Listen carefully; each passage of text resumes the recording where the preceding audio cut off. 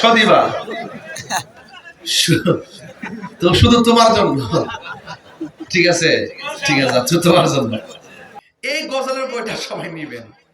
আমি ওয়াজের মাঝে মাঝে বলতেছি কেন, যদি আমি সপ্তাহে আসতাম, কিছু অংশ কথা রেখে যাইতাম, পরে সপ্তাহে এসে বলতাম। যেহেতু আমি খুব বেশি আসতে পারবো না, এই জন্য এক ওয়াজের ভিতরে অনেক ভ্যারাইটিস কথা ঢুকাবো, এজন্য আপনারা কি কষ্ট নেবেন না। এই গজলের বইটা আল্লামা শাইখ সৈয়দ ডক্টর মনজুর আহমদ ওয়াইসি রেফাই হুজুর কেবলা রহমাতুল্লাহ আলাইহি তিনি নিজের হাতে যে গজলগুলো লিখেছেন, যে কাসিদাগুলো লিখেছেন, এই কাসিদার বইটা আপনারা, এটা কত করে এগুলা? 150 টাকার হাদিয়া। এটা নিয়ে যাবেন। আপনি যদি আপনার আম্মাকে তো জীবনে অনেক টাকা দিচ্ছেন মনে হয়, কিন্তু ছেলেরা তো মার হাতে টাকা কম দেয়, বউর হাতে বেশি টাকা দেয়।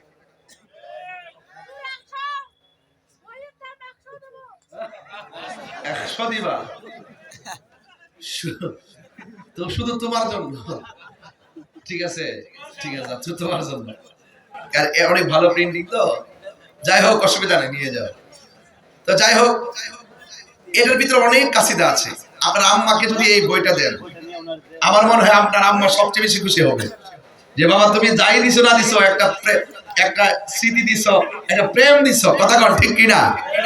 পাইছো গজলটা পাইছো? গজলটা বের করে দিয়ে আমি বলতে হবে গজলটা।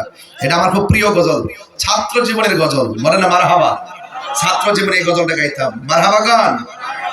অগমর প্যারা নবী, তুমি সৃষ্টির সবই, তুমি মাহবুবে খোদা শাহে দো জাহান, তুমি মাহবুবে খোদা শাহে দো জাহান, আমার ঈমান আমার দ্বীন আমার জান, আমার ঈমান আমার দ্বীন আমার জান।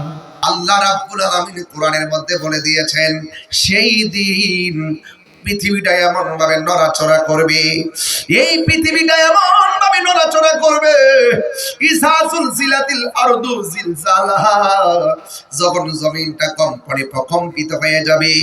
আমার নবীর এই কম্পনটা বুঝাইতে যাইয়া আমার নবী বলেছেন, ওই দিন পৃথিবীটা এমন ভাবে কম্পন দিবে, ওই মুহূর্তে কিছু কিছু মহিলা 3 মাসের গর্ভবতী থাকতে পারে, ওই সময় কিছু কিছু মহিলা 5 মাসের গর্ভবতী, 6 মাসের গর্ভবতী, 7 মাসের গর্ভবতী।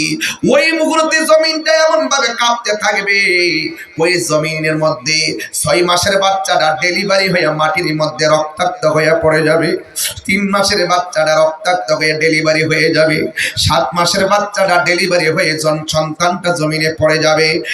রহমতপুরের বাবারা, ওই সময় মার কেমন কষ্ট হয় বুঝবেন না। বাড়ির মধ্যে যায় মারে যায় বলবেন, মা ডেলিভারি কারে কয়? মা বলে, পুত্রে ডেলিভারি কারে কই বুঝতে চাও? ডেলিভারির সময় মনে হয় আমার জীবনটা মনে চিরদিনের জন্য আজকে চলে যাবে, মৃত্যুর ঘাট থেকে আমি ফিরে আল্লাহ আমাকে এনেছে বলে হেসেছি, আল্লাহ এনেছে বলে আমি কথা বলতে পেরেছি। পৃথিবীর প্রত্যেকটা মা ডেলিভারির সময় পুরো কষ্ট। আমার নবী আপনার নবী বলেছেন, ডেলিভারির কেসে যদি কোনো মহিলা মারা যায়, আমার আল্লাহ রাব্বুল আলামিন ওই মহিলাটাকে শাহাদাতের মর্যাদা দিয়ে দিবে। এই জন্য আমার মা, এখানে যতগুলা পুরুষ আজকে আসছেন, হোক মুরব্বী হোক পোলাপান, প্রত্যেকটা মানুষ কিন্তু আমরা মার জঠরে ছিলাম, প্রত্যেকটা পোলাপান কোন মার পেটের মধ্যে ছিলাম। 10 মাস 10 দিন তোমার মা, আমার মা কত কষ্ট করে আপনার পেটের মধ্যে ধারণ করছে। আমার আল্লাহ বলে, ইজাজুল জিলাতিল আরদু জিলজালাহা, ও বন্ধু জমিনের কাঁপাকাঁপির কারণে পেটের থেকে সন্তানটা ডেলিভারি হয়ে যাবে, বুঝতেছেন নি জমিনটা কেমনে কাঁপবো। আমি পায়ের মধ্যে দইরা বইলা দিয়া যায়, ওর রহমতপুরে আর আসতে পারি আর না পারি, জীবনে কিছু করেন আর না করেন, মা হার মনে কোনোদিন কষ্ট দিয়েন না, বাবা হার মনে কোনোদিন কষ্ট দিয়েন না। এই মা, ও মা, মাগো আপনার সন্তানটাকে রহমতপুর আল আমিন, রহমতপুর নেদায়ে ইসলাম আল আমিন এতিমখানায় ভর্তি করে দেন।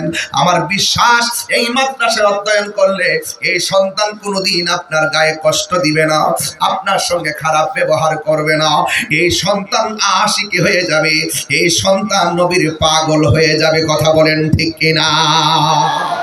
এ বন্ধু, কোন ভাষায় ওয়াজ করলে আজকের ওয়াজটা বাড়িতে নিবেন? আজকে ওয়াদা করেন জীবনে কোনোদিন বাবাকে কষ্ট দিব না।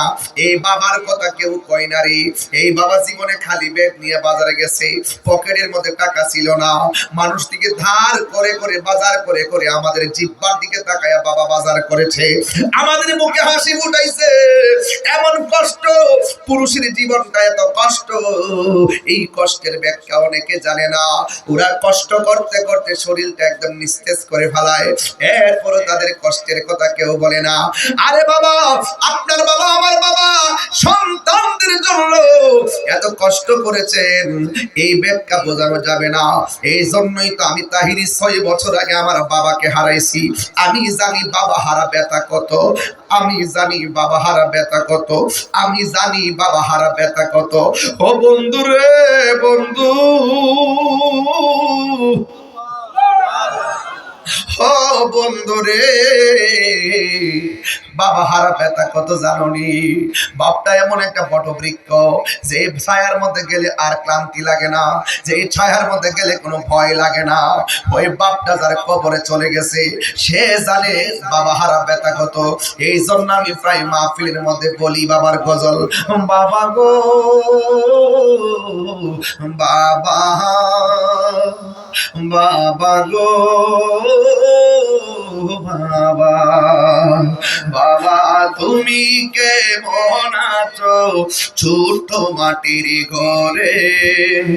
তোমার কথারই হৃদয় মাঝে পড়ছে বারে বারে। বাবা তুমি কেমন আছো ছোট মাটির ঘরে? তোমার কথারই হৃদয় মাঝে পড়ছে বারে বারে। বাবা গো বাবা, বাবা গো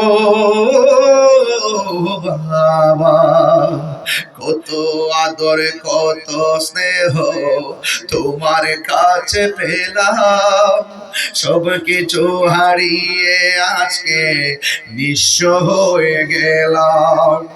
কত আদর কত স্নেহ তোমার কাছে পেলাম, সব কিছু হারিয়ে আজকে নিঃস্ব হয়ে গেলাম।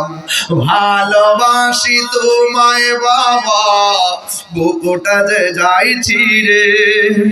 ভালোবাসি তোমায় বাবা, বুকুটা যে যাইছি রে।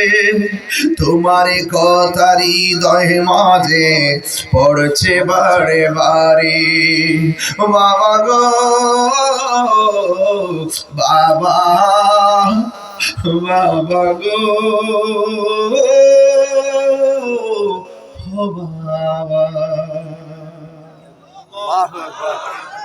মাগো তোমার মতো নই না কেহ, আমায় কোলে টানি। কিছু কিছু মুরব্বী দেখতেছি চোখের পানি ফালায় কাঁদতেছে, তাদের বাবা নাই। আমিও তো বাবা হারাইছি। মাগো তোমার মতো লই না কেহ, আমায় কোলে টানি। আঁচল দিয়ে মুছে নাকি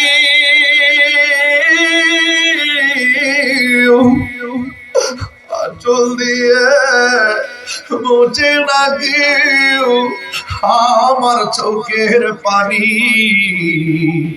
হায়রে মা জননী আমার, হায়রে মা জননী মাগো, হায়রে মা জননী আমার, হায়রে মা জননী।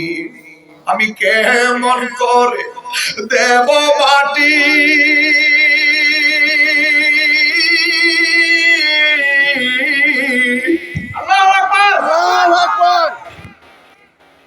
আমি কেমন করে দেব মাটি তোমারি কবরে